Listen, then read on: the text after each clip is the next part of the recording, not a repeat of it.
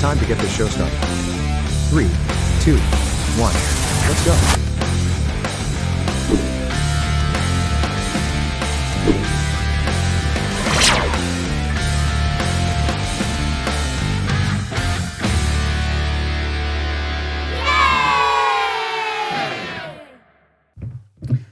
So, Rafael, I'm really excited about what we got going on today. I know. Our little adventures for the day. Yeah, so, guys, we have something exciting for you today. We got, for the first time ever, some outside of the studio action. We actually got some tickets for Zmax. You have the American Rebel Light 4-Wide Nationals going on later on today. So we wanted to film like a little bit of a preview before we get up there. Oh, yeah. One thing I've learned about your boy Rafael over here is he's never been to a NHRA event. Never been. So I'm excited. You know, I like cars and shit. Like going fast? Like going fast, real fast. You're going to see some go by super fast today. I know. So, shit, hell yeah, I'm excited. Shit, especially, like, I be watching, like, these memes where people be drag racing and stuff. I saw this one dude, like, his car blew up. Like, he was trying to take off and, like, he took off and, like he was getting ready to go, and then, like, his whole hood just popped off, like, just blew out. Like, what the hell? Probably running nitrous on there or something. Yeah, if you have that nitrous explosion, boom. Like, the whole hood flies off. The fenders might go with it, too. Everything. And that's the cool part about NHRA. I mean, those nitro cars are running high horsepower. Supposedly so much horsepower that they can't even dyno them. They're estimating over 10,000 horsepower. Yeah, there's not a dyno strong enough to actually see how much power they're putting down. Yeah, I ain't know all of that. And when those cars blow motor, dude, you're talking about, especially with the funny cars. The funny cars are the ones with the whole body that lifts up and drops down. When those things blow, I've seen the whole body pop off the car. Damn. Basically disintegrate. John Force a few years ago, he had a pretty bad wreck where his body blew up too on the car. But a lot of action. With you never being there before, it kind of reminds me of my first experience. I had some friends invite me and my ex-wife at the time out there to Zmax, and I didn't know what to expect. I'd never been there. As a kid, I watched it on TV all the time. It was one of my favorite things to do. And honestly, on TV, it's probably a little bit better, time-wise. They just show race after race after race. Oh, yeah, You don't have all that dwell time of where they're lining up and staging them and all that stuff. But something about being out there at the track is a little bit different. I can understand that. I can definitely understand that. And what you're about to find out is not only do you see the race happen when you're out there, but you feel it. Oh, yeah. Oh, yeah. I remember, I think it was Talladega Nights. It might have been Talladega Nights. I'm on fire. Nah, not that. It's like when it might be a whole nother movie, but I remember, like they were kind of like in this box, little, I guess, like the box where, all the people with all the money, they be sitting and overlooking. Oh, yeah. And, they was going around fast, and this woman was like in the chair. She was like, Oh, yeah. I'm pretty sure that wasn't that like the manager's wife or something like that. That might have been. Oh, the vibration. Yes. Yeah. She was having a good time. That's all I be remembering when I think about NASCAR like that. We're gonna have a good time today, but I don't know about that kind of good time. Nah. If we start having a good time like that, we need to check ourselves. Yeah, we need for real. Yeah. Yeah, I just want to have some good laughs, maybe picking a couple of people. I don't know. I get childish when I get out and about and I see crazy shit. So I'm pretty sure it's going to be a good time. Yeah, the great part about NHRA, versus like NASCAR, usually with NASCAR, you have to buy a pit pass to get down there where the drivers are at versus sitting up in the grandstands. So with the NHRA drag race events, every ticket is a pit pass. So the exciting part about that is, you get to go down to the pits and actually watch them work on their cars. You have qualifying, final qualifying, you have race day, usually the Friday, Saturday, Sunday. Today is the Sunday. Today is race day. So the intensity is going to be a little bit higher. But, any given day that you're out there, you'll see them do their qualifying runs, or like today, race day. And in between all their runs, they're down there in the pit stripping down the entire engine. Damn. Pistons, piston rings, everything. They rebuild the engine between every run because they're making so much horsepower. I be seeing that on TV. They be doing that shit fast as fuck. You got to think, like, they have that whole thing tore down and rebuilt maybe 30 minutes. That's crazy. Yeah, it's crazy, dude. Work. I mean, I remember having my Mustang break down and doing an overhaul on that thing. It taking more like 30 days and 30 minutes. Yeah. These I guys mean, are I guess, professionals. you got, that too, and then, they got the right tools. They got optimal tools at that, so. And the great part is too, you see this more on like the qualifying days, but you still see it on race days in between runs while the crew's working on the cars. You'll actually see the drivers out there signing autographs for the fans. So that it's a whole experience. I mean, I like NASCAR, don't get me wrong, but something about NHRA drag racing, I feel like it's a more fan-based engagement. Oh, yeah. Where you can go like a whole NASCAR race and then not even see the driver in the pits, Yeah. or even get to the pits for that matter. Yeah. So you have that to look forward to today. Do you know any of the NHRA drivers by name? Have you ever really watched an event? Okay, so this is going to be awesome for you. That's what I'm A saying. whole new It is experience. brand new. Yeah, that's why I was like, fuck it. I want to go. And, See me, something. I've been watching NHRA drag racing since I was a kid. Oh. And, my guy is John Force.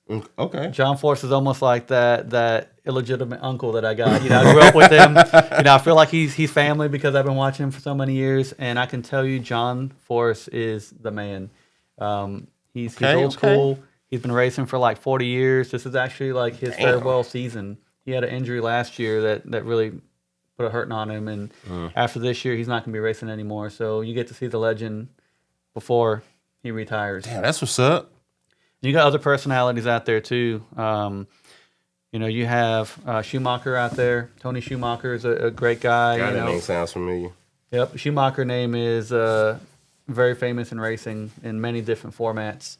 But he's a really cool guy to meet out there in the pits. He usually has you walk into his pit for his autographs and his photos, so you get to stand next to his car. It's pretty cool. Damn. So one other thing too, as far as like the cars, you have pro stocks, you got motorcycles, you got a lot of different racing categories, but the biggest is going to be the Nitro cars. You have the funny cars, which are the ones that have the big body that lifts up and down, and then you have the top fuel, which is the ones that look more like a rail. The big wheels on the back, big wing. Small, tiny tires up front. Those are the fastest, most powerful cars out there, and when they're on the track. Even if you're not out there at your seat, you can hear it and feel it, even behind the grandstands in the pits. Damn. I mean, you're going to hear this, miles away just from the sound. And in fact, there's so much sound and pressure in the air when they're going down the track 4 wide. I remember my earbud just popping out. Crazy. And you know what? The other thing too, Damn. in previous years at this event, I've ran into several other people in the celebrity world or racing world. I ran into Jesse James from Monster Garage, and he had that Dallas Speed Shop show as well. Master motorcycle fabricator with West Coast Customs. So I ran into him once, got to take a picture with him. That was pretty cool. Just standing at the grandstands, you never know who you're going to run into. These NASCAR guys, they're big fans of NHRA drag racing too. One time I was up there watching it at the fence, and I had Johnny Benson, a NASCAR driver, standing right next to me. I was like, oh, that's Johnny Benson. He was over there wearing a polo with the Cheerios on it too. So I knew it was him. Yeah, that's what's up. He was over there talking to a guy that he knew that he brought out there, talking about how much horsepower the NASCARs make, versus how much power these dragsters make. It was pretty cool just to be standing next to this NASCAR driver that I grew up watching, and he's a fan of this event too. Damn, yeah, that's what's up. That's what's up. So, Rafael, anything you're looking forward to in particular before we get up out there? Not in particular, I just want to see some fast cars. That's all. That's what's up. Hell yeah. Hope we don't have like no crazy accidents. Yeah, let's protect the drivers. Yeah, protect the drivers for real. I ain't trying to go out there and, first time see somebody, get up out of here. Yeah. I don't want to do that, so, hope everything is safe. Nice, cool event, like I'm looking forward to it. Because I remember when we stayed in Tennessee, me and a buddy of mine went to the Bristol Motor Speedway. Ooh. And that one was cool. Yeah. That was cool. That was a NASCAR event? It was a NASCAR event, yeah. Man, I want to get out there. We was a decent amount away from the track sitting. I could still see everything, but yeah, it was cool.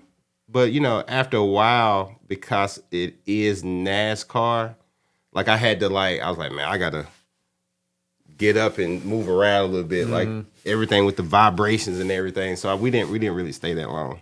Yeah, and I mean, you can only watch the car make a left turn so many times see what I'm before you're like, saying? you know what? It's taking too long. It's taking too long.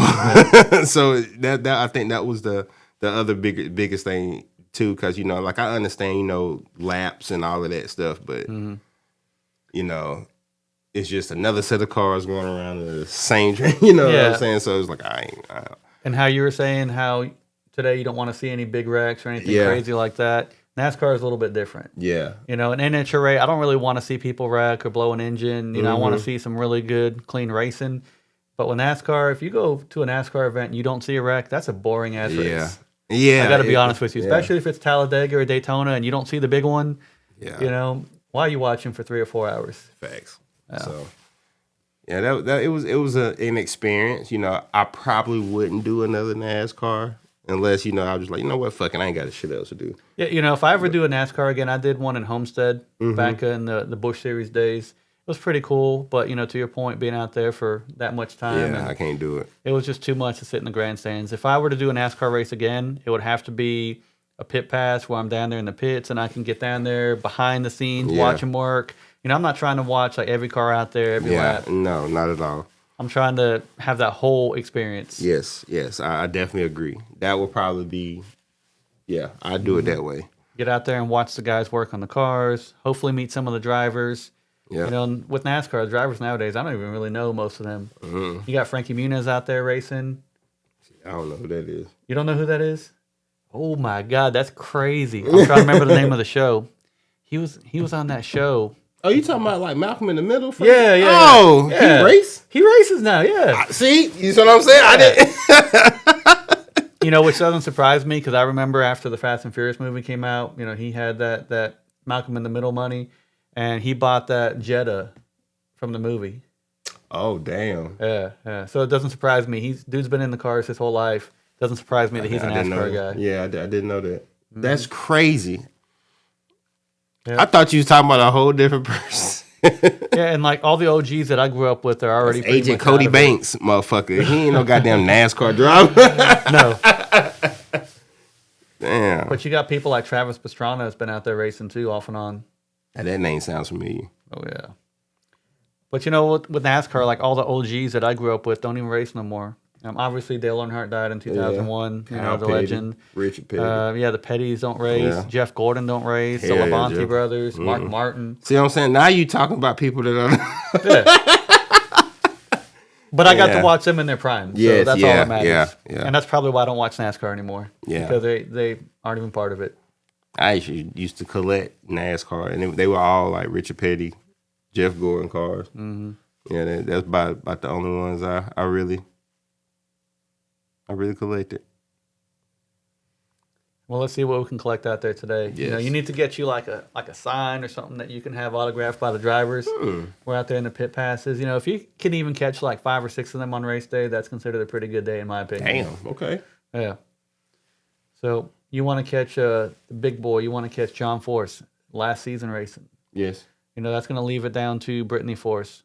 You had Ashley Force used to race, got married, had some kids. Courtney Force used to race, got married, had a kid. And now they're out of the game, so that leaves John Force, that leaves Brittany Force. And then after this year, the Force is going to be weakening, you know, almost like a Star Wars reference. Yeah. You got Brittany Force out there, which, you know, she's laying down fast times in her top fuel car. If I remember correctly, I saw that she set a new high-speed record this weekend at Zmax. So you only have one Force out there, but, man, she is a force to be reckoned with. And you're about to find out today. Hopefully she wins. Okay. All right, Rafael, I'm getting fired up. Yeah. You ready to head out there? I'm ready now. All right. I'm ready now. Let's do this, man. We'll see y'all in a little bit. Yes.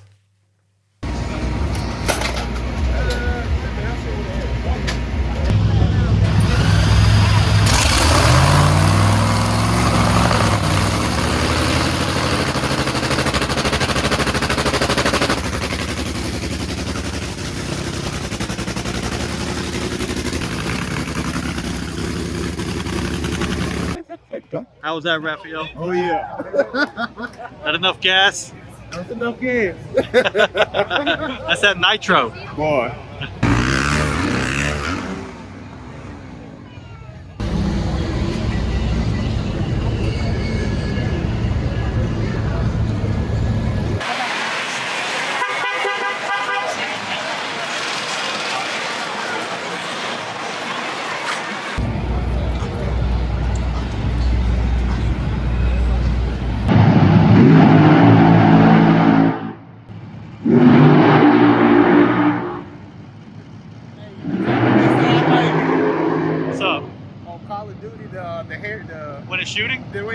Yeah, the gun. Like it sound like the hair. That shit sound just like that shit. Like a minigun, right? Like a minigun? Yeah.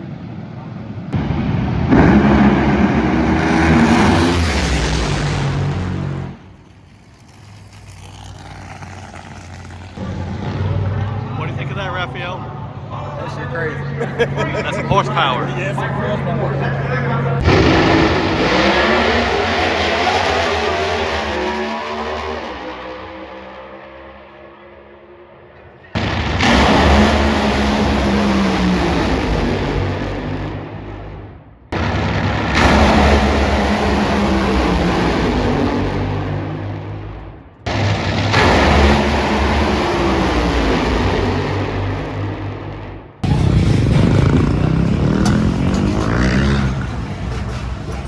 And we're back.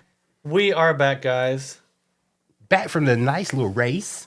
Now, we didn't just get back. This is actually a couple days later. Well, yeah, it's a couple days later. Yeah. A few days later now. I'm thinking about it now. I mean, we're pushing about almost a week. Yeah, about almost a week. You know, life be lifing. Motherfuckers got jobs and shit. That's right. You know, we have fun. We go to the drag strip, but we got to do that adulting stuff. Yeah. All the non-fun shit. You got to pay the bills. You know, you got to go do the shit. things that you got to do to make the money, to buy the tickets to get into the track. Oh, yeah.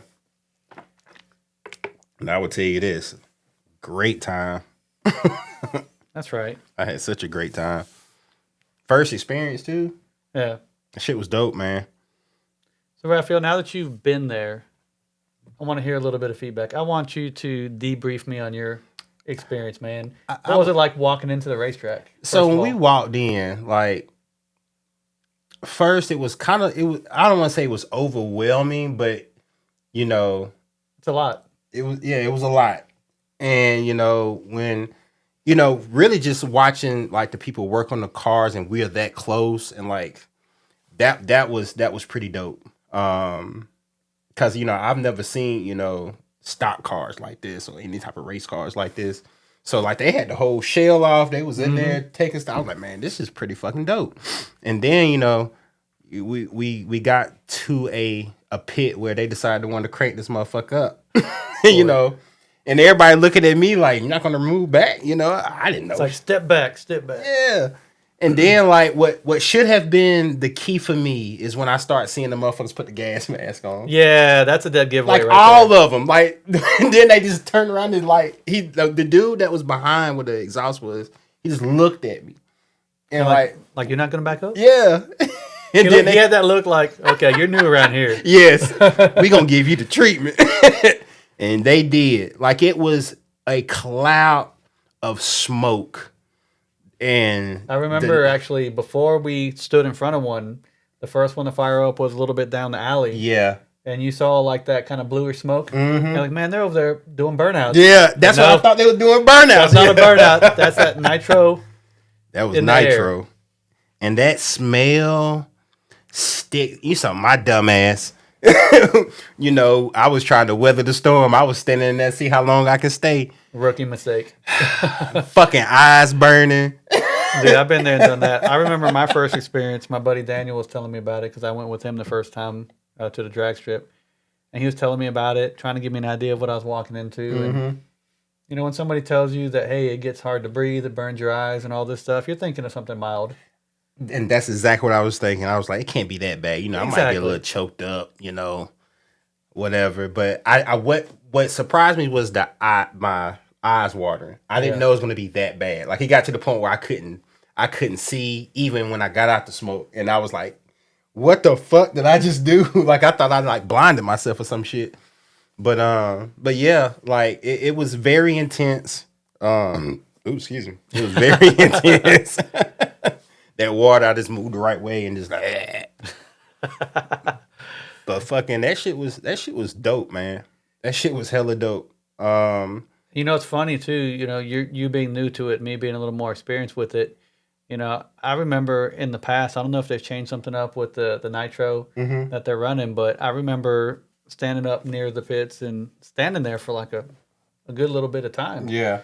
But something about this past weekend, dude. Yeah, that shit was rough. It took me about a minute to smarten up and walk Yeah. away. And then when I was walking away, dude, I wasn't even breathing. I was like, I don't want to take in any more of this. I just need to get somewhere with some fresh air. Some fresh air. Yes. And my eyes were burning. Yes.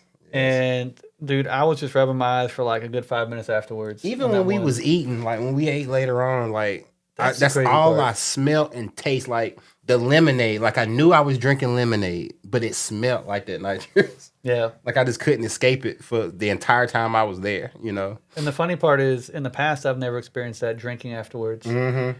What was I drinking? Like a Gatorade or a Powerade or something like Yeah. that. Yeah, And, And I couldn't taste the flavor. I just had that weird kind of, almost like a sweet kind of taste to it. Yeah. Yeah. I'll never, I mean, it's part of the experience. I wouldn't not want to do that, but it was just like, damn, I need to be careful next time. That's right. Because that shit was not, that was the only thing that I wasn't a big fan of, like the after effects of sitting around in that smoke like that. And then the funny part too is like once you know what happens when they start firing up the cars for their little test on the engine is once you get to a safe distance at least. I was just sitting back and watching people. You had like grandmas and like young kids, and they're just trying to like walk from one side to the other. Yeah. And they're walking through that cloud. You can see their face. They were doing like Yeah, this. I was like, yeah. that's not going to help you. I tried. Nope. It's not going to help. Nope, not a good enough filter. Nah, hell nah. Yeah, you need a gas mask. Yeah, you need a gas mask. And though, the funny part about that is you can tell some people on the team do not care. Oh, no. Like, maybe 90% of them have the mask on. Then you have like one or Yeah. two of them that are just over They there like, just- you know what? They're I got sitting it. there in it, and I'm like, God damn, what? Like, you're right up on it. The engine is like literally Right there. 2 feet. It's like, what type of fucking lungs you got? I mean, they've already been burnt up so many times. They just have no feeling anymore, I guess. yeah, that was crazy. That was crazy. I did notice that. I low key forgot about that shit. I don't know how they were standing in that like that. And the other thing is the noise. Like when you feel that engine fire up, you feel that beating on your chest.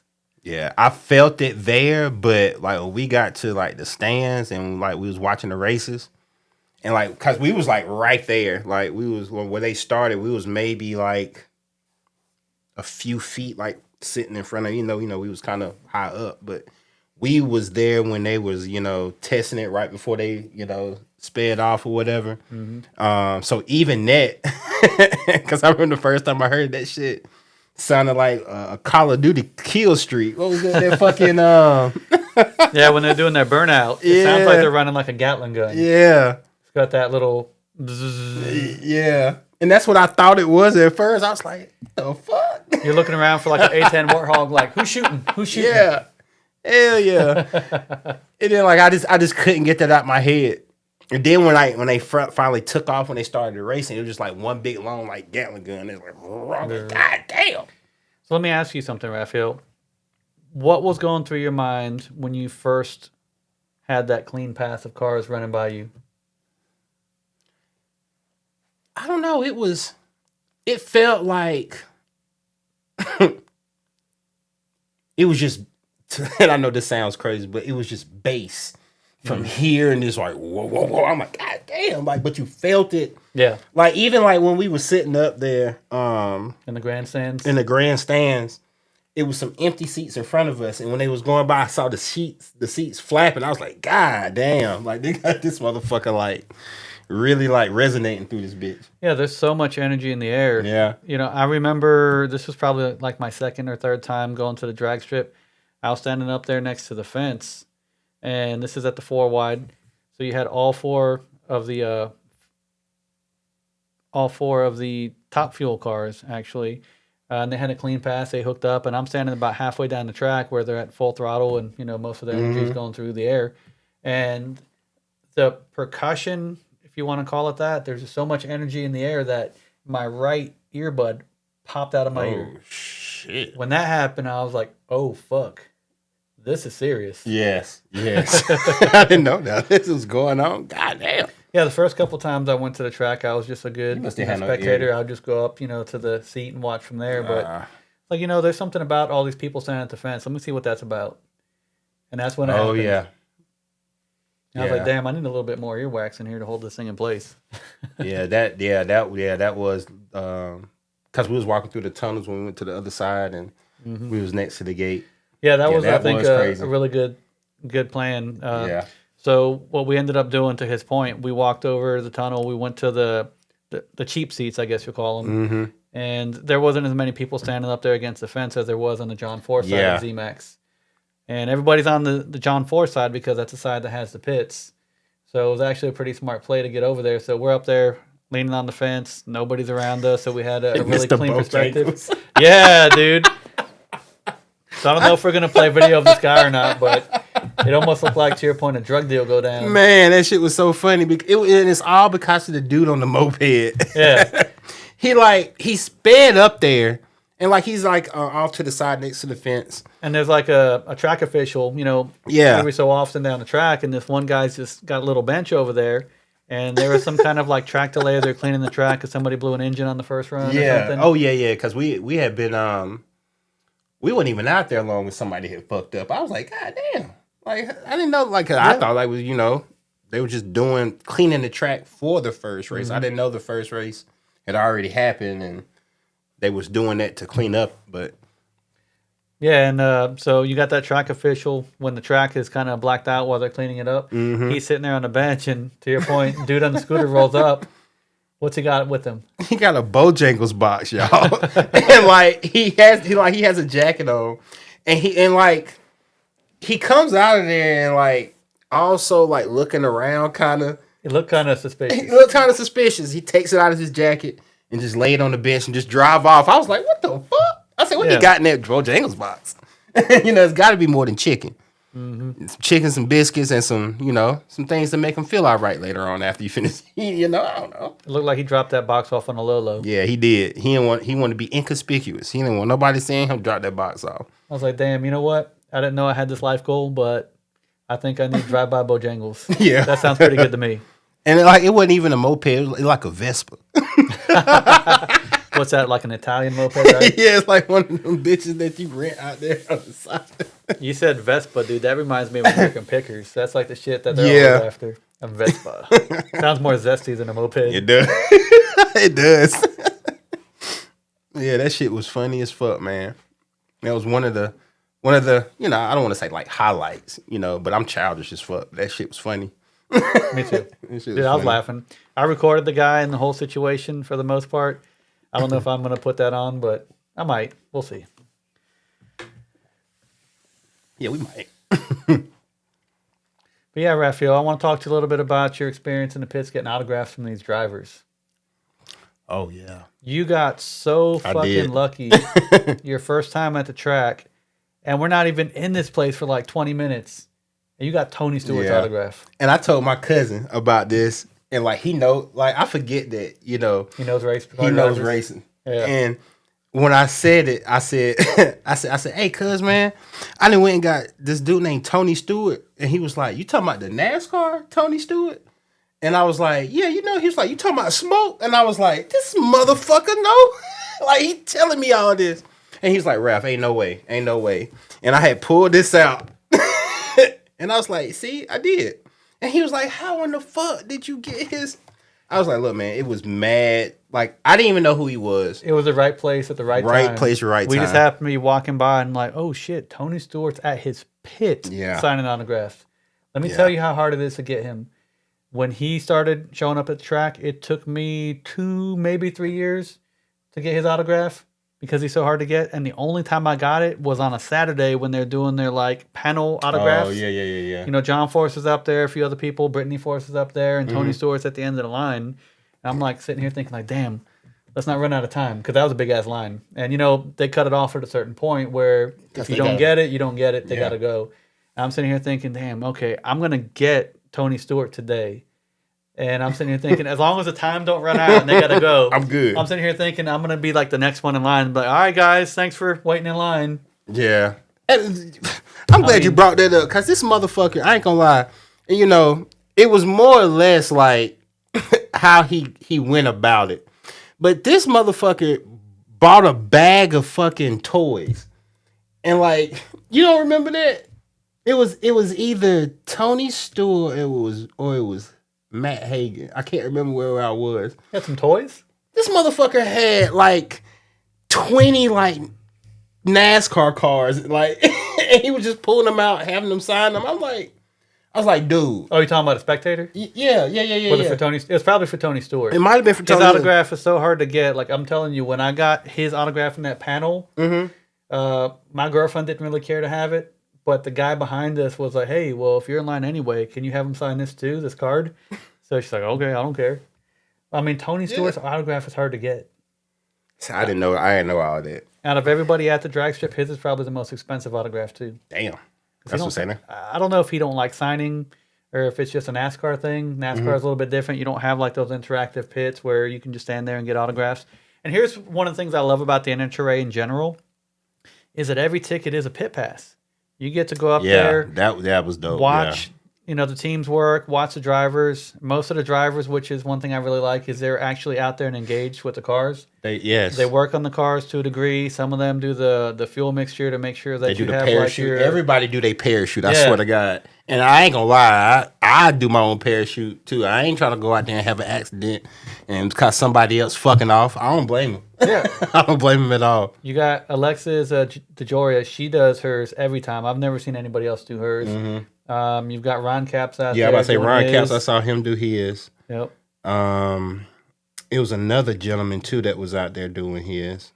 I think most of them honestly do it. Yeah. I don't know if I've ever seen like John Force do it or like, the Forces in general, like when Courtney was racing, but a lot of them do it. And honestly, I don't blame him. If I was somebody jumping out of a plane every day, I'd pack my own shoes if I knew how to do it. Goddamn shoe.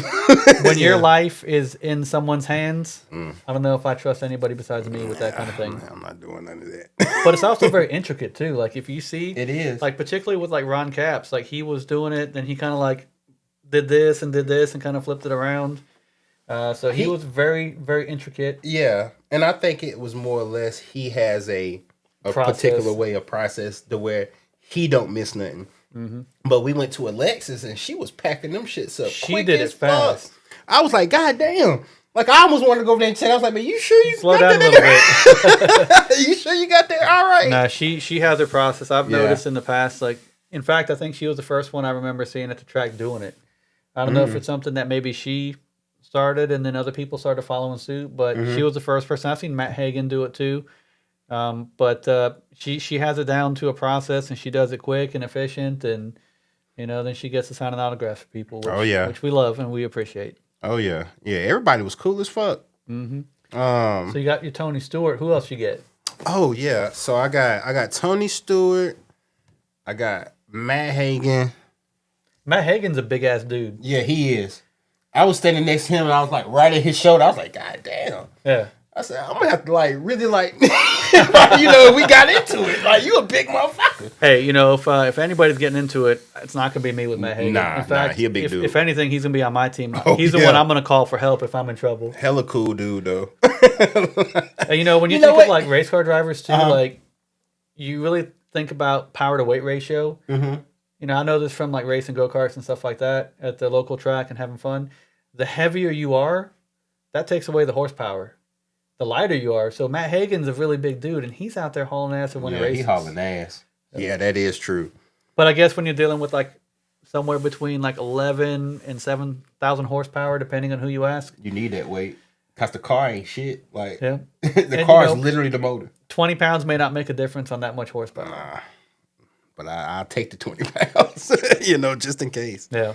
But it was Matt Hagan that was signing all the. Because when the dude pulled when I looked at the picture, I remember his face the way he looked at him like, okay, I'm trying to sign everybody else shit, but okay. So yeah, it was Matt Hagan. The dude had all them damn toys out there. Well, that's a cool ass dude if he's playing with toys. Oh yeah. Real men, we don't grow up. Our toys just become more expensive. No, very expensive. I got Alexis DeJoria. And my man Tony told me that, she's used to be married to Jesse James. Didn't I know that? And, fun fact about that too, back when she was still with him, I remember probably one of the most interesting cameos at the racetrack was Jesse James in person. Oh, shit. I forget what I was doing, but my buddy Daniel, he just started like running. He was like, oh, shit, and just took off running. I'm sitting here thinking like, what the fuck's he doing? He's not that kind of guy that just out of nowhere just starts running. And I look up across the other side of the pit, I see Jesse James. I'm like, oh shit! Yeah. Oh, And I started running too. Yeah, that's pretty dope. And- Excuse me. And I was able to get up there and get a photo op and take a picture with him. And me as a child, I was a huge fan of Monster Garage. West Coast Choppers. Anything Jesse James was doing on TV, I was watching it. So for me to actually get up there and meet the man in person, shake his hand, and take a picture, that was truly an honor. Oh yeah. I was a Discovery Channel kid when I was little.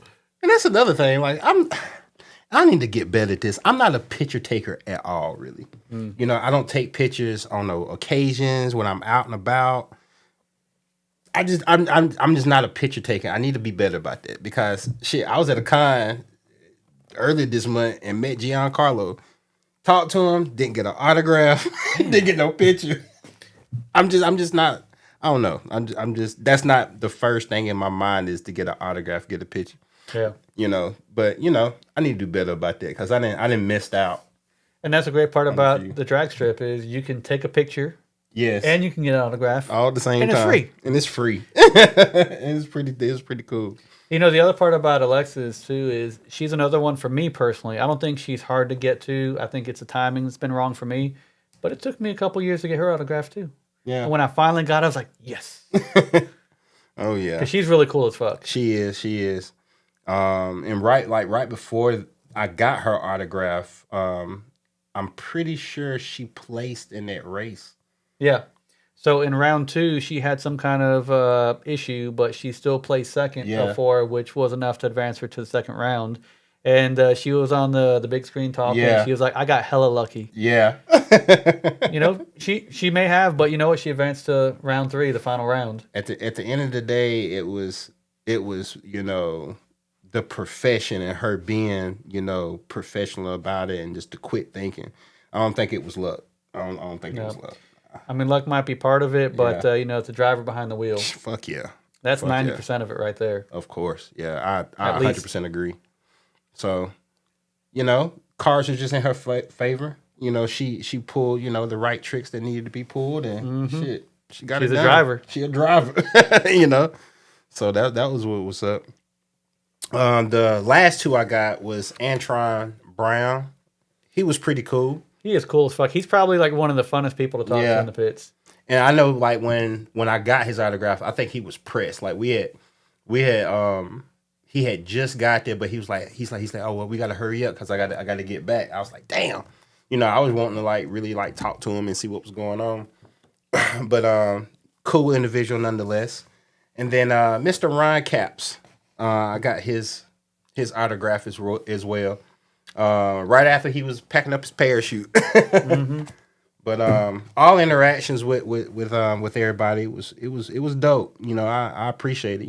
Because with them being under the time crunch they had, I'm pretty sure signing autographs they could have very well not done. They had a ton to do. So that's why I enjoy. I've only been to like 1 or 2 NASCAR races over the years. Didn't get no autographs. Didn't really see anything exciting except for what I could see from the grandstands. But these guys and girls at the NHRA, I guess I should say men and women, not guys and girls. Yeah. I don't want to offend anybody I know. Or downplay them and call them girls. They're women. But the men and women at the drag strip for the NHRA, they really make the time for the fans. They might want to. If it was me trying to put myself in their racing suit and their shoes, if I'm between runs on race day. I might want to sit down and chill for a little bit, drink something. Exactly. Lay down. I don't know. It's hot out there. But you know what? They're out there working. It wasn't that bad. No, it was. Surprisingly. Yeah. When Tony started putting on sunscreen, I got worried a little bit. I was like, it's going to be that hot? I don't think it's going to be that hot. Well, past experiences have proved that I needed sunscreen. Yeah. And, somehow I didn't end up peeling. So It was a breeze when it needed to be a breeze. I think it got... It was in the 60s when we got there. Yes. And I think it got up to maybe the low 80s, if not high 70s. That's what I was getting ready to say. I think it was around like 78 to like 83 degrees. And it was windy. It was perfect. Like slightly overcast. You couldn't talk about a better race day. Nah, not at all. Not at all. So, yeah, that was... Yeah, that was one of the biggest thing. You know, it didn't rain. It wasn't overly hot. It was just perfect weather to like really go and walk around and enjoy. You know, we even played some mini games. Won a few things. Yeah. But yeah, it was man, weather was excellent. Sure was. Hey, you know, since we're on the topic of autographs anyway, I really wasn't so much trying to get a lot of autographs this time around. In the past, I've, got my little racing helmet covered with autographs from different drivers, which I'm pretty excited about that. That just sits on my nightstand downstairs. Ford. Yeah. I used to have a Mustang, so. Yeah. I mean, John Force used to drive a Mustang back when Ford was a sponsor. Now it's Toyota. You got the good Ford though, so I ain't tripping. Yeah. But that's probably like the biggest centerpiece that I've collected. I just had that old helmet, decided to get some autographs on there. I need to get me a helmet now. And then and get me. Didn't you get your cap? I sure did. Yeah. And last year I got this signed. Damn. And I had a list of all the drivers I got to actually autograph it on here. Let me read it out. John Force, Brittany Force, Doug Kalita, Tony Stewart, the man. Erica Enders, Justin Ashley, Steve Torrance. How about them Capco boys? You got Antron Brown, Matt Tony Hagan. Schumacher, Alexis DeJoria, Matt Hagan. I see Matt Hagan's up here. And Daniel Wickerson. And you know what, though? As good of an experience if you had this time around going with me, the one person that I wish would have been there that wasn't was Tony Schumacher. One thing I enjoy about Tony Schumacher is when he's out there doing autographs, he actually stands up there by the cockpit of his race car, and he has the little line open, and you can walk up there to take your photo op and get your autograph. Okay, yeah, that's dope. So you have the best picture in the pitch. Yeah. You got the fucking top fuel car there. Yeah. Taking a picture with It's the like man. taking a picture with Batman next to the Batmobile. Yeah, or speed racing to the next to the Mach 5. That shit is dope. That's what I'm talking That about. shit be dope as fuck. And I was a little disappointed. I don't really keep up with NHRA, on a weekend-to-weekend basis. I work weekends constantly, so I don't really keep up with sports or motorsports in general. But I had no idea that he wasn't racing a full season. So he's running a limited season this year. So I'm sad that he wasn't able to make it to Zmax. Damn. Because that would have been a great experience for you. And he's one of my favorite drivers out there to interact with. Well, poo. And, John Forrest was out there, but he is not racing this year due to the injury he sustained last year. However, he was at the track in person, which was great. Yes. But since he wasn't actually racing, he didn't have the little photo cards for you to get an autograph. So I'm sad you didn't get John Forrest's. That's all right. But I did catch him at one point, and I'm excited to say that my John Forrest hat that I wear out there to the track, I was able to capture his autograph on it. And honestly, that made a difference for me. I was really excited about it because John Forrest is my favorite driver. The man's been racing for 45 years, if I remember correctly. I'm 39. He's been racing since before I was born. And if I could think back to my earliest memory watching drag racing, it was John Forrest and those Mustangs. He's I almost want to call him Uncle John. 'Cause it almost feels like he's family. Yeah. I've known him so long. I feel you. Let me throw this hat on real quick. I'm that excited about it. Gotta throw on the cap. That's right. But I'd have to say he's my favorite driver. Feel you on that. Even though he's retiring at the end of the season and probably not going to run another race this season, I'm sure with his daughter Brittany out there and being team owner of John Force Racing, you're still going to see him in the future. She was hella busy. I didn't even see her. Yeah, she was hella busy. Matter of fact, I saw her once. It was when we first got there. Yeah. She was in the pit, and I think that's when she did the only signing. But I think she was like legit busy. She had a lot going on. And she's one of the hottest drivers on the track. Every time you walk past her pit, it's so dense. Boy. It's like a can of sardines. You can't even get up to the little belt and Yeah, and I was see like, what's man, going on. I'm not fighting nobody for no. That's crazy. So And the best strategy if you're looking for autographs, just walk up and down the strip. just walk. That's keep all walking. I did. I was just having a good time, walking up and down, and yeah, that's literally how I got these autographs. We didn't do anything special. And autographs aren't all of it. Make sure you take the time to actually just watch what the crew's doing. Yeah. Talk to the crews too. The crews like it. Yes. You know, they're part of the team. It's not just a driver. Driver may be like the face man for the team, the one that, you know, goes down the track, but it takes a very talented crew to keep those things up and running. Fuck yes. They were switching heads out like it was nothing. Like, And you know, one of the coolest things I saw was actually last year, if I remember correctly. There was two little girls, I'd say probably like 10 or under, and they went up to a place where I was waiting for an autograph. I forget what driver it was. And they walked up and flagged down one of the crew members and said, "Hey, we want all the crew members to sign this." That was the coolest thing I've ever heard. And you know what? That guy literally took the little photo card and walked it and had all the crew members sign it. That was the coolest thing. yeah, that was dope as fuck. And you know, those guys appreciate it. Fuck yeah. Fuck yeah. Fuck yeah. Because you got to think, like, they're, like, also, you know, the driver is a big part of, you know, the car operating. You know, but there's no operation if it's not efficient, you know? Yeah. So, like, they are a big part of, you know, the race, the experience. We definitely saw a couple of cars, you know, malfunction. And it happens. That's part It of happens. It was happening. It was the Snap-on. Whoever was driving the Snap-on car. That motherfucker burst into flames right in front of me. Like, that shit was crazy. I don't think nobody was hurt. Those crews. But he drove a black and red Snap-on car. Yep. He's the one that had that California plate on the back. Yeah, right? yeah. He had the, and that's what was a cool thing. He had a Cruising the World license plate from the 64 game. That shit was dope. I was like, okay, he knows some things. But yeah, like this is one of the ones that we were when I was near the fence, and I saw it. Like he got like a little bit past me, and it was just like a burst of flames. I was like, oh shit! And then like you know he went down a little bit and he stopped. You know, I was like, man, I hope he all right. But you know, he got out the car like ain't nothing happened. I was like, oh, okay, this must be normal. Like, so yeah, so you know, shout out to him. You know, him being all right and all, but that shit was crazy. Yep. One of the other cool things about going down to the racetrack is at some of the vendors you can buy parts. Sometimes you can get free parts from the actual crews. Yes. In the past, I bought a piston rod, which was really cool. I was able to get that. This thing's heavy. This is, if you compare it to like a regular passenger car, this is at least like 3 times the size. But it's heavy. I was able to get an autograph, which is pretty cool, you know, and that's kind of the first thing that I collected that really got my, you know, fire burning for these autographs. Check that out. That was a spot where you was trying to get a, I think it was a cam head. Trying to buy the supercharger casing. The supercharger casing.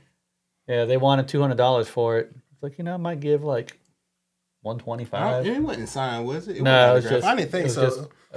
Just a little ornament to put on your table. But they had a couple of pieces that were signed, and I low-key thought this was one of them. That's when you pulled it out like that. Where did you get that off the table?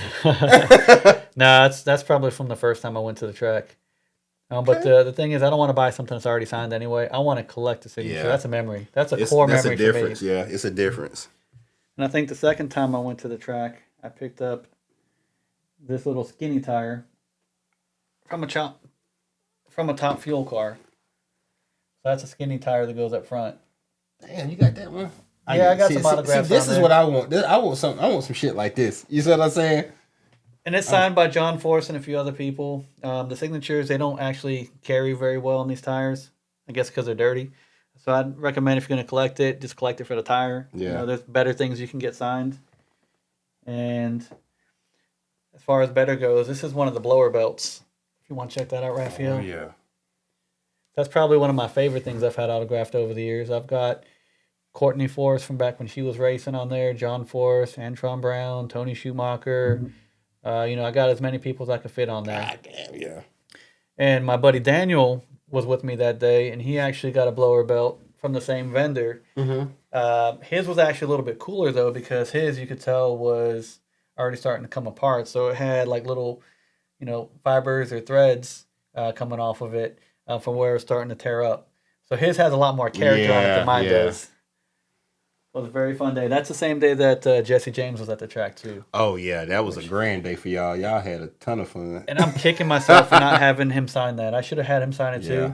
I was just fanboying over the fact that I got to shake his hand, the same hand that builds all the shit, I feel you on and that. then taking a picture. I feel you on that. I'll throw the picture up.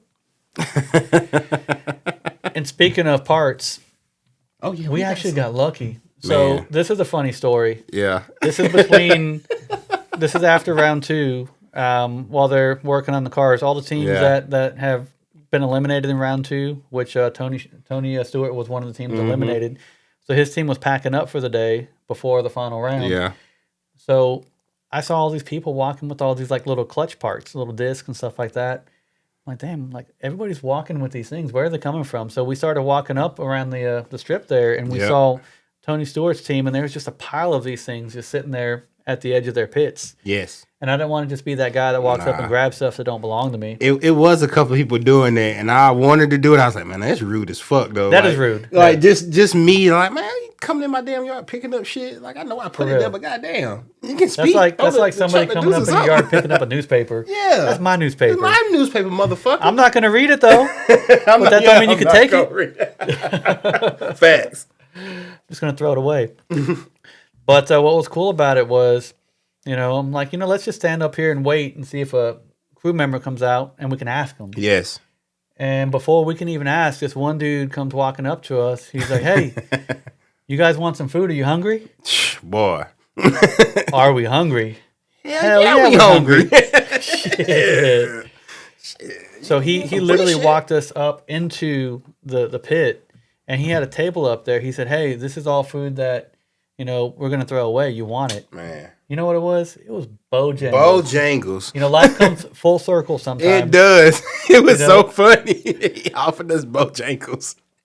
And we just saw the man at the beginning On the scooter with the Bojangles. with the Bojangles. I was like, you know what? Yes, we're going to take some Bojangles. We did. And you know Man. what, though? I got the sausage biscuit. Then there was like the spicy chicken. Yeah. You grabbed the same thing. We had the same thing. mindset. Yeah. We each grabbed 2 of them. Thank you. Yes, thank you. Shout out to Tony Stewart and the game, man. We fuck with y'all, man. I appreciate that. Tony Stewart Racing. I appreciate that. We love you guys. Especially the crew. You guys are awesome. Yeah, yeah. They had a nice little setup out there too. They sure had like did. a little awning. They had drink machines out there, like music, like that. Like they was inside. I was like, God damn. I was like, VIP. I wanna come out here. Yeah. So I want to come out here and chill with y'all. You know, shit. You know what's the TVs funny and part shit. too?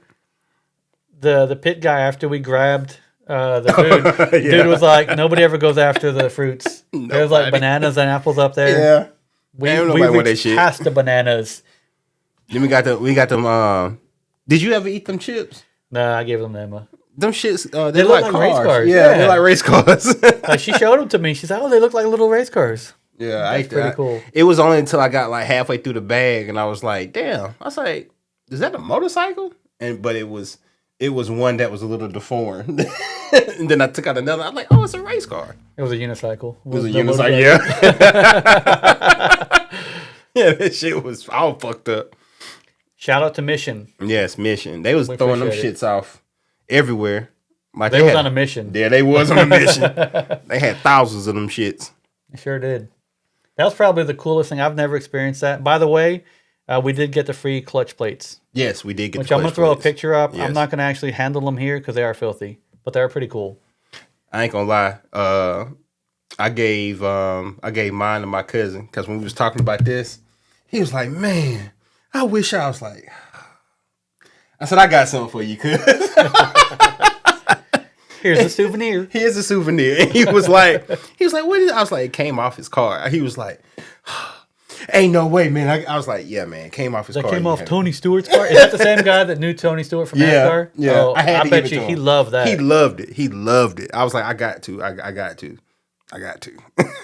That's what's up. Yeah. So I gave that to him. I was like, I got his autograph. Fuck it. And he kept on saying, he's like, man, you should take a picture. And I was like, man, look, I collected it for me. I don't care about authenticating and none of that shit. If a motherfucker don't want to believe me, he don't believe me. I don't give a damn. Yeah. I was there when he signed in. I was there to pick up the goddamn clutch plate. So And whatever. at the end of the day, none of this stuff has a certificate of authenticity. Nah. All it does is certify a memory in my mind. That's all. That's all. And I'm gonna always forever smell that nitrous. And taste it, dude. I was tasting it Forever. with dinner that night. Yeah, that shit was disgusting. rough. That shit was hella rough. So the other thing about the racetrack is you never know who's going to show up at an NHRA drag race event. I already talked about Jesse James being there.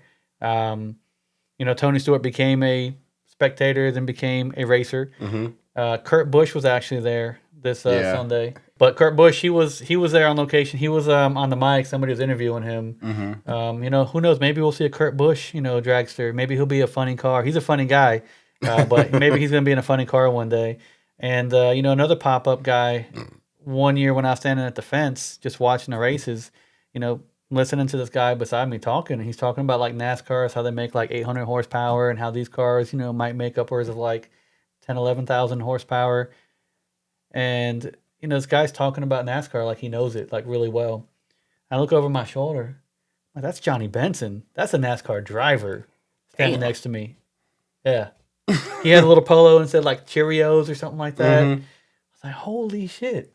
I've watched this dude race. And he's sitting here right next to me. Yapping about racing. you was about to G-check that motherfucker like, man, you don't know shit. I took a little selfie. And it's this dude.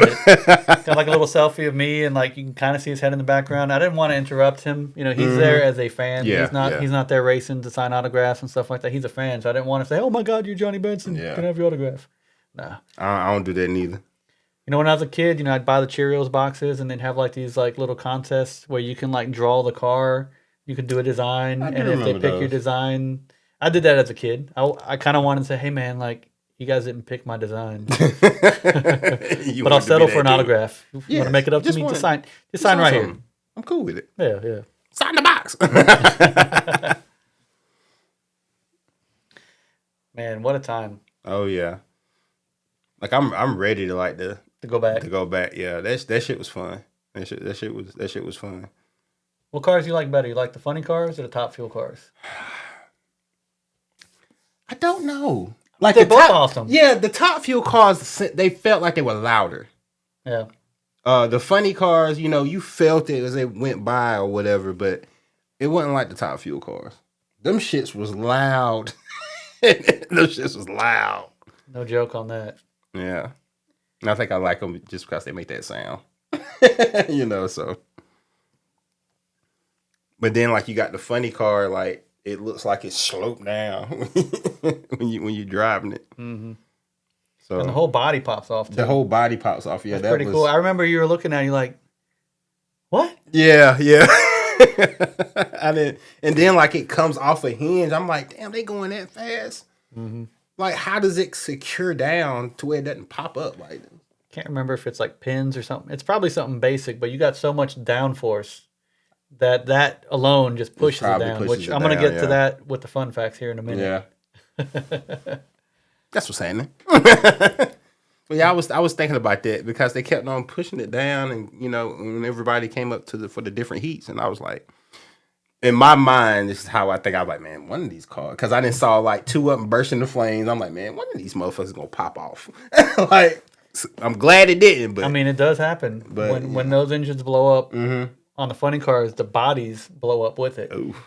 You might have like the body pops up into pieces and flies off. You got pieces of it disintegrating. If you go on the Google or YouTube, you can see a lot of explosions. Yeah. Yeah. Well, I ain't seen none that day. So, happy for that, All right, Rafael. So after getting back from the race this weekend, I went on the Google and I popped up a bunch of fun facts from the NHRA that I want to cover with you and get your response. Went down the rabbit hole. I went down the Google hole. The Google hole. That's deeper than the rabbit hole. Not the Google hole. It sounds so nasty. The Google hole. I didn't go into the dark web though. I didn't get that deep. You didn't get Googled? I was around like the event horizon. Yeah, okay. I didn't get sucked that deep into it. Okay. All right, Rafael, did you know it costs on average $15,000 a pass down the track to run a top fuel dragster? $15,000. For one person? Just for one pass from start to finish. So you trying to tell me like all of them that was racing paid $15,000? No.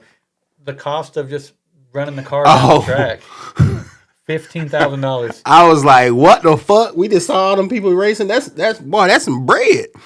We in the wrong business, cuz we need to start. We need to be selling that Nitro meth. Hell yeah. Okay, I got you. But you got to think though, like between like tires, Mm-hmm. you got the wear and tear in the tires, you got the nitromethane gas, Mm-hmm. you got the wear and tear in the engine. They got to tear it down, they got to rebuild it. They're changing parts and Yeah. pieces. It's expensive. It is not a cheap sport. No, hell no. So that's the average cost: $15,000 to pass down the track in a top fuel dragster.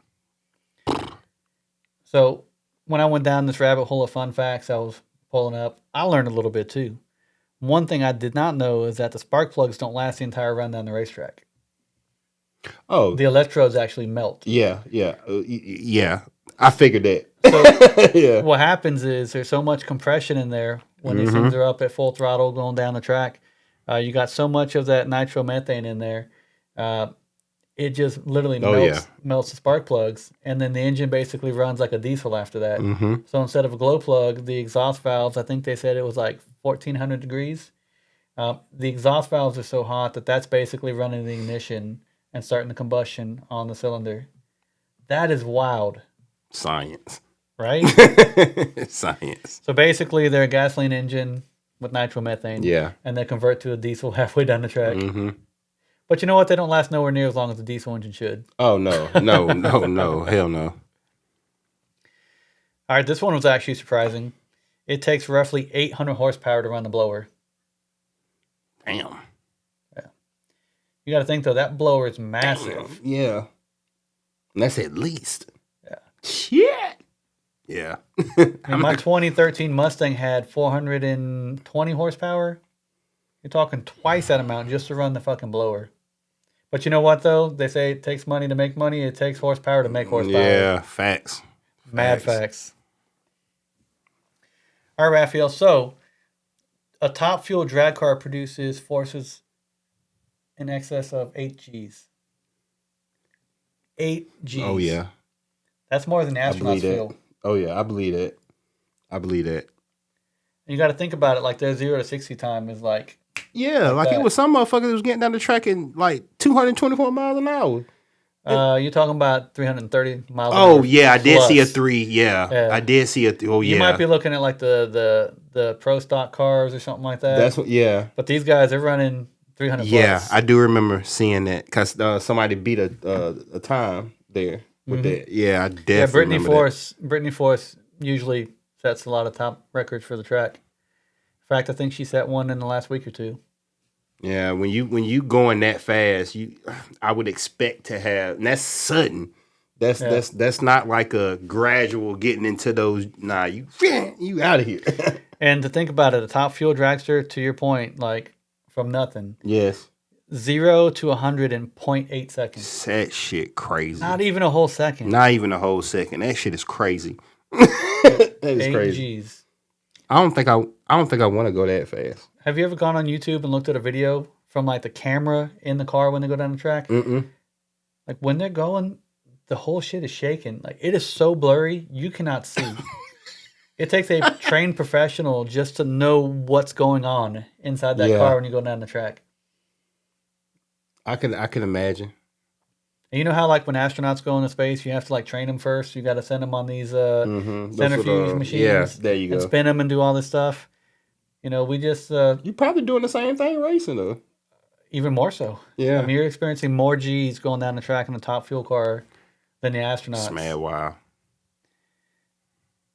And another fun fact: so top fuel tires for those cars, those Goodyear Eagles, they cost $900 each. See, and when that motherfucker had him on that lift when he was packing up, he had like 8 of them bitches out there, and I was like, I wonder how much one of these motherfuckers costs because these shits are massive. You're talking about for the set $3,600. I'm good. $3,600. You know how long those tires last? You know how much life they get out of them? Seconds. It seems like. Yes and no.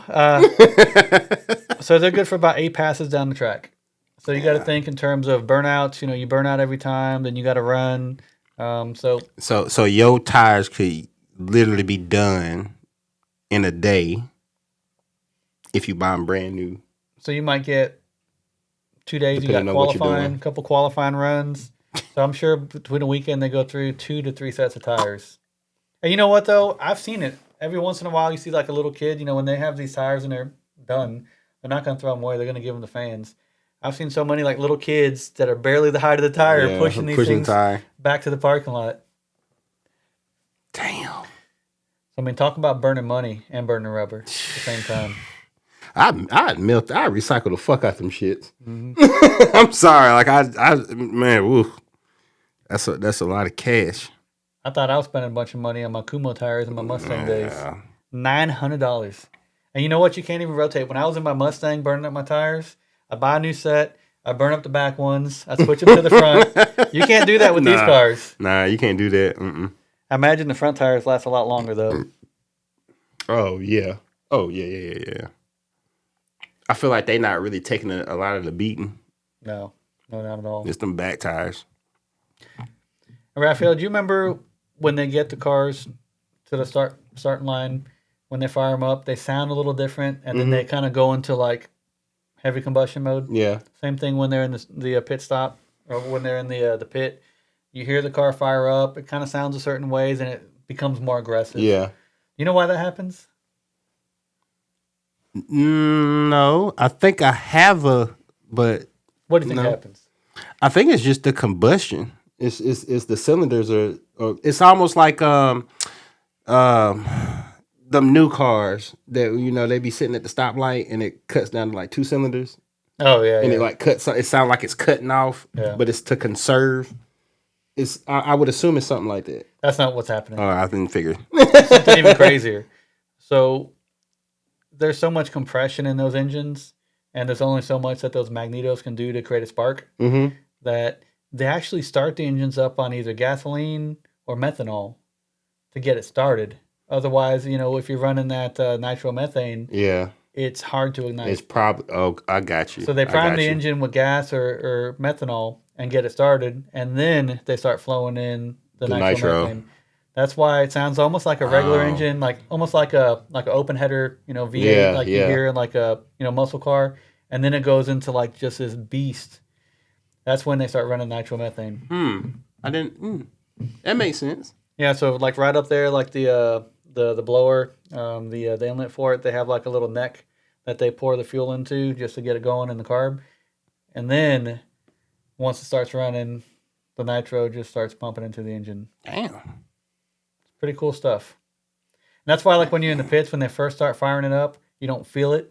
No, I didn't, And then when you hear the tone change, like the bass drops. It's like, shit, by the time the tone changed, the fucking smoke is everywhere. I got to get the fuck out of here. Yeah. What I feel like. I feel like Tom Cruise, Maverick in Top Gun, like, smoke in the air, smoke in the air. That's when you got to get the fuck out of there. Yeah. And you already noticed this, like when we first got there and we were walking the pits, you saw like the little starters on the back of those golf carts or whatever. So yeah, they have no onboard starter on those cars. It's all done by crazy that handheld starter. I mean, it's just an extra piece of metal to have on the vehicle. And also, too, the other thing, you don't have a battery on board with those cars either, so you don't have any electrical components. So that charger has smart, though. Like, you don't need that. No, you don't. You don't. Going in with all that bullshit you got. No, I mean it's extra weight, it's extra components, extra things that can fail. So no battery on the vehicle. You have a handheld remote starter that has its own battery pack, and you just run it up there and crank it up. It's that easy. The other thing too, they run those magnetos on the distributors, so there's no power going into the distributor. The distributor makes its own power. So it's almost like an alternator. Basically, a magneto is basically like an alternator built into the distributor. So it creates its own power. And in fact, as in a redundancy, they have 2 magnetos on there. So they're running 2 distributors and they're running 2 sets of cables and plugs to each cylinder. So if you have a malfunction with one, you still have a backup. Pretty cool stuff. Yeah. I do. I can't even talk. I did that with car systems. I would have a battery. I didn't do it with, I sort of kind of did it with alternator. I juiced up my alternator to handle the 2 batteries, but I would have one using, You juicing? Yeah. I had used one for just the stuff to run my car, and then I had one to use for my system. So I get that. That's what's up.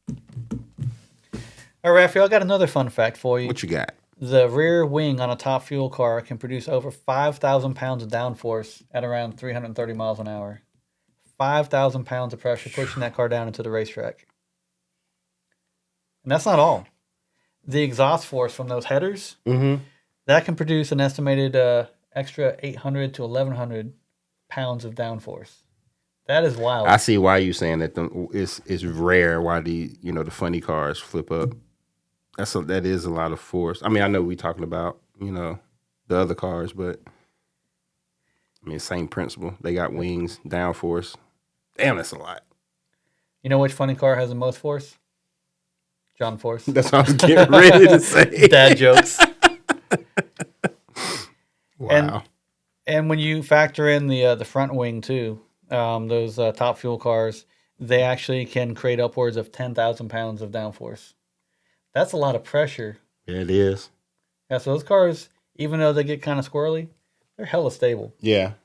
That's what I saw a couple of them, kind of fishtail a little bit taking off. I was like, is that normal? Yeah.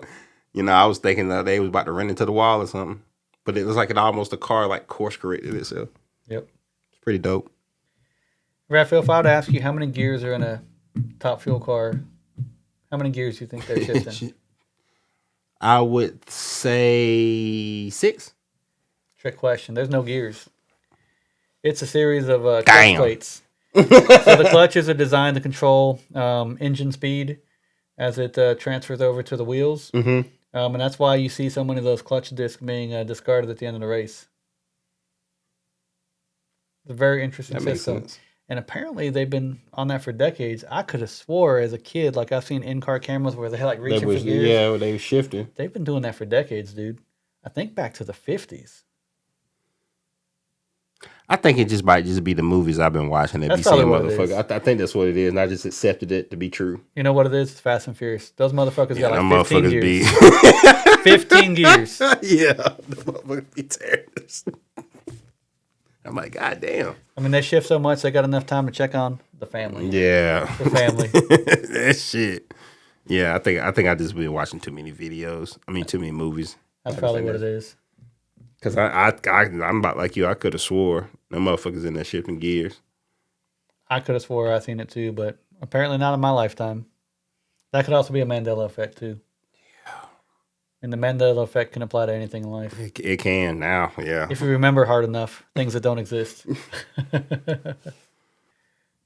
Raphael, one final thought I had on our experience at the drag strip was over there when we're in like the winner's lane. Mm-hmm. So I hadn't really seen too much of Austin Prock in person, but he won for Funny Cars this weekend. And he was out there doing his thing, and he was just out there smoking. Oh, yeah. I found that interesting. What was your thoughts on that? It didn't bother me none. It was Definitely didn't bother me, but it was just weird to see like somebody like in the winner's circle or winner's lane over there smoking. And I remember it looked like he was smoking like a Black and Mild. Yeah, he was smoking a Black and Mild. And I remember hearing a dude behind me talking about it, like, "Oh, he's over there smoking some of that Mary Jane." Fucking idiot, Although he man. didn't call it Mary Jane. And it's almost like if you don't know what something is, or if you've never done something or been around it, Keep your mouth shut. keep your mouth shut. I mean, I'm sitting here like thinking, do I turn around and see what this fool looks like behind me? Bit goofy. And like the thing about it is when he came up, I saw him take the Black and Mild out the clear paper. Yeah. So like it was like, okay, you didn't stuff it with nothing because it was sealed. Like I saw him do that, and then when you tell me that, it's like, man, what goofy ass motherfucker think he's smoking weed? For real. Like, the fuck? Yeah, he's just there goofy. on camera smoking weed. I mean, what does this guy think he is? Snoop Dogg? I don't know, man. These people say anything, and it's like, like at that point, like, does it matter if he's smoking? Because I've definitely seen like people in the winner's lane smoking cigars. Mm-hmm. So Yeah, what's the difference? What's the difference? Yeah. And really, it's not a difference because a Black and Mild is a cigar. Yeah. So it's like, that's why I say motherfuckers will say anything. And you know what though? Like I'm sitting here like watching this guy just like casually smoke and just walk around with it. And I'm like, if I was John Forrester, team owner, I don't care. Here's a pack. You won the race. You won the race. You won the race. The fuck? And I'm sitting here thinking too, this guy's over here smoking. If I was in that position, I'm driving that car. It's so blurry you can't even see when you're going down the track and you want to race. I'm probably gonna have to smoke. I'm smoking in Just to there. stay calm. The fuck? Just to stay calm. Hell yeah. Yeah, crazy. Yeah, so I find that interesting. The only person I've ever really seen at the drag strip smoking, you remember Independence Day? Mm-hmm. When they were like, hey, victory dance? Oh, yeah. When they blow up the mothership, they Yeah. start smoking that cigar? Yeah, Yeah. I mean, that kind of came to mind too. That's a victory dance. Yeah, it's I mean, you smoke for celebration. When a motherfucker have a baby, Yeah. motherfucker get cigars. And how's it any You know. different than you have champagne or It's whatever? Motherfuckers I mean, just motherfuckers over there in NASCAR are like, what is it? Champagne or something Yeah. they're shaking and spraying? How's it any different than smoking? it's no different. Like I said, people just want something to talk about just because Yeah. they just want to have something to talk about. They want to be heard. We in that age where, everybody has a voice. That's right. So I listen. I don't have to hear it. So I tell you what did piss me off though, that motherfucker that was doing the gate and shit. That dude was rude as fuck. Like, I don't know if he was Yeah. security or if he was part of whatever, but like the first time he moved it, I'm like, okay, I get it. You gotta do some shit. But he gonna place the gate there, right? And like kind of push us out the way and place it there. I let that slide. But you gonna come around and you're gonna do this all again. And then you're like, well, we gotta move the gate. But instead of telling everybody like, hey guys, we gotta move the gate, can you step back? This motherfucker takes the gate Just starts pushing. and like pushing it. And like, I was like, all right, this motherfucker tripping. Because like Look, Rafael, we live in 2025. Nobody says excuse me anymore. I don't understand that shit. I don't hear please and thank you. I know with some people, them excuse me and them please and thank yous can lead to an ass whooping if they don't get it. You know. This guy probably grew up listening like Ludacris. He's like, move, bitch, get out the way. Yeah, that motherfucker was rude, bro. Like, I don't know. And like that was the thing. And it's not like, oh, I didn't see you right there. It's like 30 people right here. So I didn't see all of you. Yeah. Or none of you. It's crazy. That was the only thing that, had me kind of tight. I can tell, dude. Like when we were waiting to see, I didn't even know what was going on. Like, did they finish celebrations? They waiting for the cameras? What's going on? But yeah, I could tell you got quiet. Yeah, I got quiet. Because the first time he did it, he hit me. So I was like, okay, cool. I'll let that slide. Damn, we're getting more than free food. Yeah, He's hitting you. like he hit me like with the gate. And then the other time I was like, damn, dude, you're not gonna excuse me, back up, nothing. Like even he's like, hey, back up. I'm cool with that. You trying to make sure everybody hear you. I'm cool. I ain't gonna take it to you yelling it. Shit, I don't want to get hit. I'm gonna back the fuck up. Yeah. But for motherfuckers just to, take the gate and like push it into you. I don't understand it. It's rudeness. But yeah, that was the only thing that really pissed me off the entire time.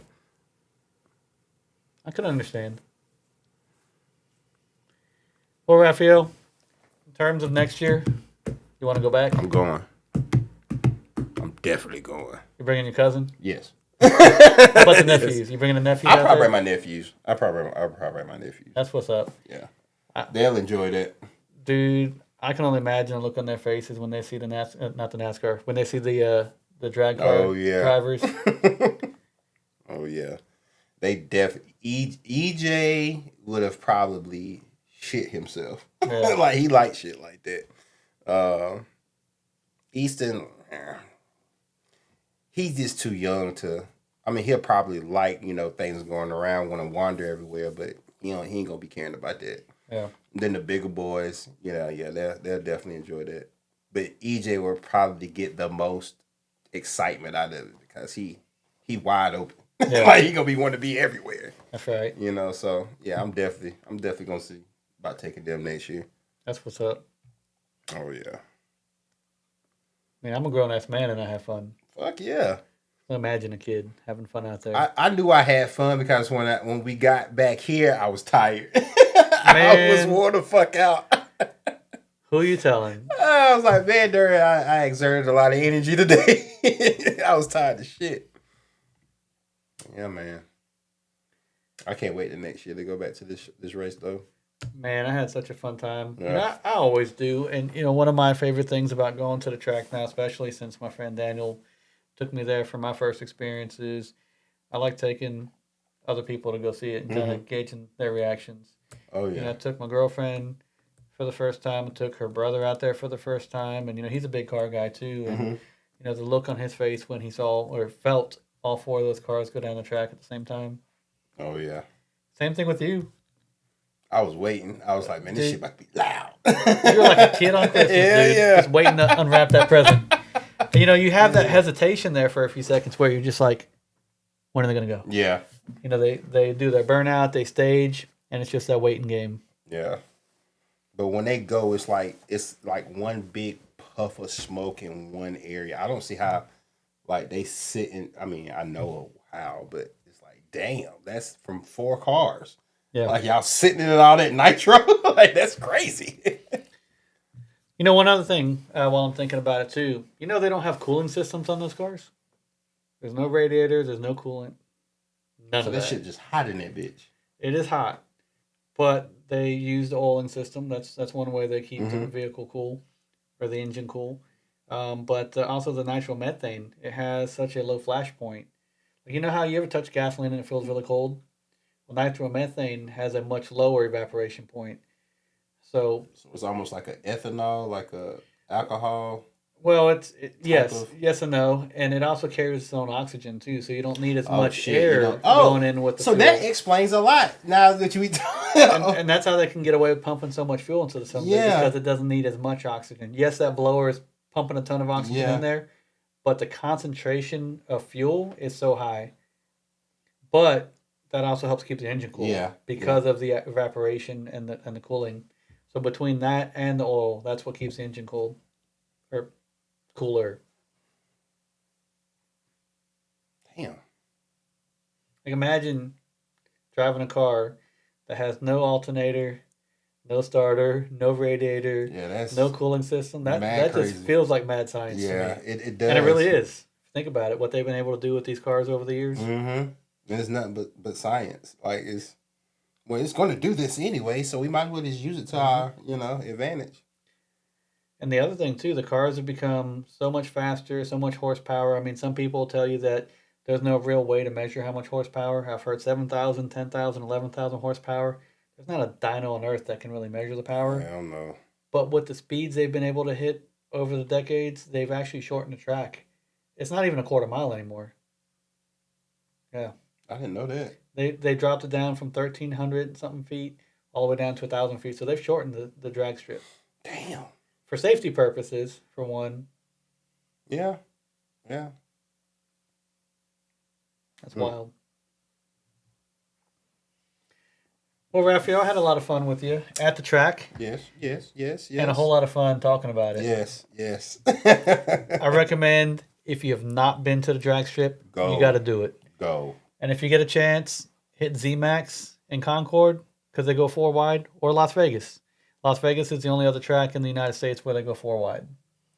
I'd recommend it. But even if you can't get to one of those tracks, just get out there, have fun. Yeah, most definitely. You won't regret it. Bring the family, bring the kids. It is going to be a life-changing experience for the little ones. I'm glad I went. I'm glad you went too, dude. It was fun. Yes, sir. All right, Raphael, well, I guess we're going to hang this one up. Yes, sir. Again. We're going to do the shake and bake in the spirit of racing. Shake and bake. Damn, Talladega Nights. That's right. I don't know what to do with my hands right now, Ref. I'm on fire!